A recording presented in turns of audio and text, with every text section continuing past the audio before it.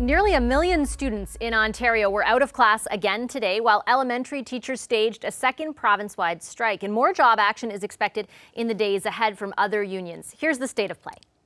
All 4 of the province's major teachers' unions are taking part in some form of strike action. Collectively, they represent more than 2 million students. The largest union is the Elementary Teachers Federation of Ontario. It began weekly province-wide strikes this month, and it's using the other 4 days to stage rotating strikes, ensuring each school board is hit twice a week. The Ontario Secondary School Teachers Federation has been holding rotating strikes since December, and that will continue for certain school boards this Thursday. The Ontario English Catholic Teachers Association has held 2 province-wide strikes. There are currently no plans for another one. Instead, members will be, quote, enhancing their administrative job action this week. The last holdout was the union representing French teachers. It's starting weekly province-wide strikes on Thursday. There is one issue they all share, and that's compensation. The unions are seeking a cost of living increase of 2%.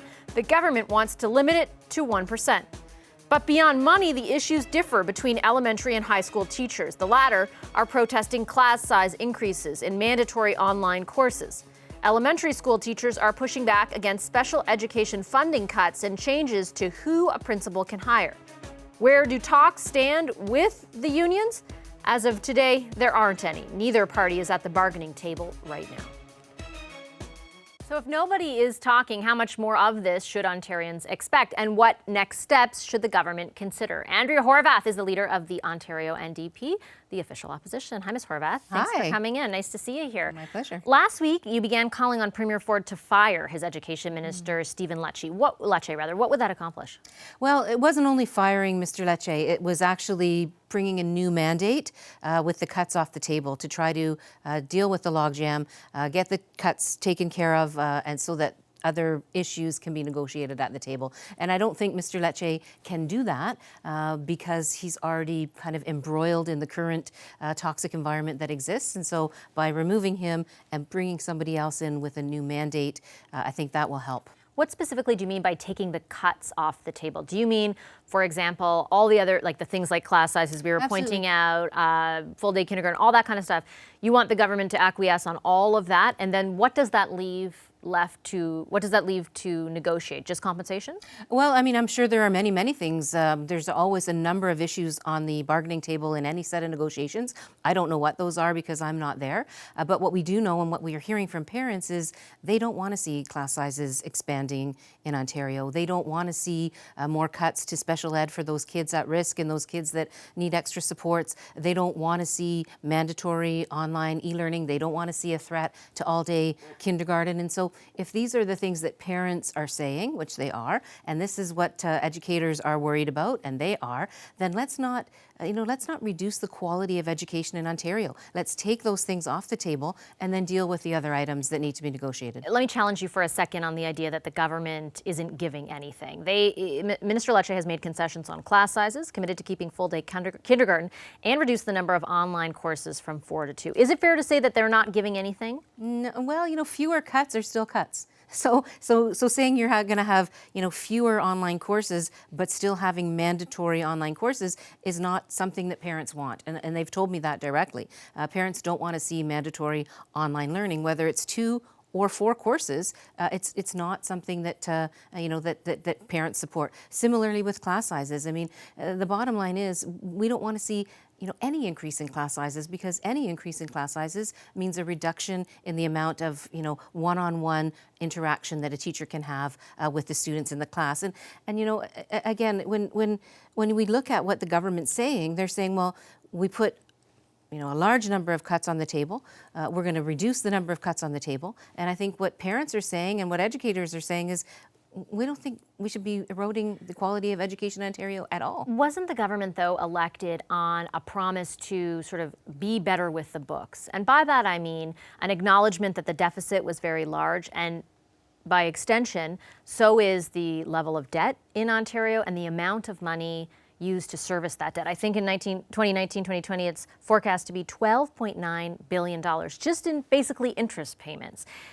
Is there not sort of a mandate for this government? And I'm not saying do it on the backs of kids. I think that's what you're about to say. But I mean, they are operating within the constraints of having told people when they got elected, we're going to do something to tackle the level of this debt. Isn't it their responsibility to try and be responsible with that money? Well, again, I think people didn't want to see cuts to education. I don't think anybody voted, and certainly parents that I talked to didn't tell me that they wanted to see the quality of our education system in Ontario be eroded. They didn't want to see class sizes increase. And so I don't recall that the Ford government was honest and upfront about what the cuts were going to look like. And so now we have these cuts that nobody wants and nobody expected, and it's threatening the quality of our education system. And right now, even with the cuts that were embedded in the last budget, I'm hearing horror stories about the lack of supports for kids at risk, for example, in school, the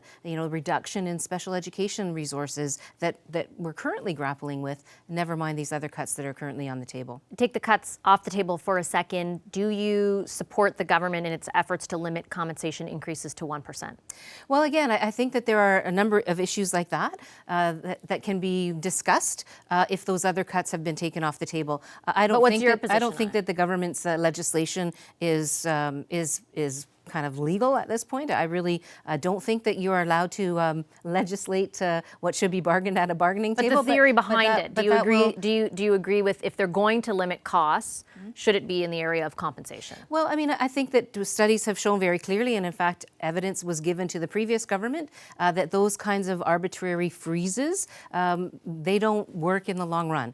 Those things are made up over time anyways, and so they're not very effective overall. So I would say no, I don't think that they're very effective. I think what's effective, though, is actually, bargaining and negotiating. And if the roadblocks to bargaining are the cuts that are on the table, then I think the way forward is to move those aside and get back to the negotiating table. If you were Premier, though, would you increase compensation for teachers by more than 1%? What I can tell you I wouldn't do is, do what Mr. Ford has done, which has created a very toxic environment that started in the summer when he was name-calling the leadership of the unions, and he was accusing them of organizing, the jeers and the boos at those rallies. I mean, it was ridiculous. I mean, unfortunately, our current minister is in an equal kind of situation in terms of creating a very difficult environment for those negotiations to go forward, which is why I've suggested that we get the cuts off the table, we get a new minister in place with a new mandate, and move forward on getting this settled, because I think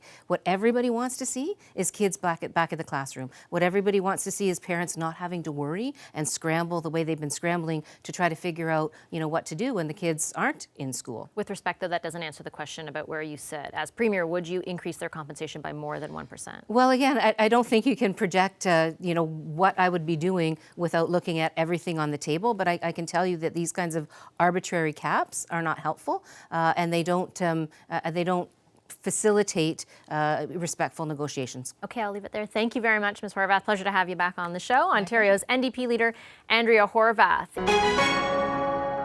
Hi, I'm Vashi Capellos, host of Power in Politics. See more of our show by subscribing to the CBC News channel or click the link for another video.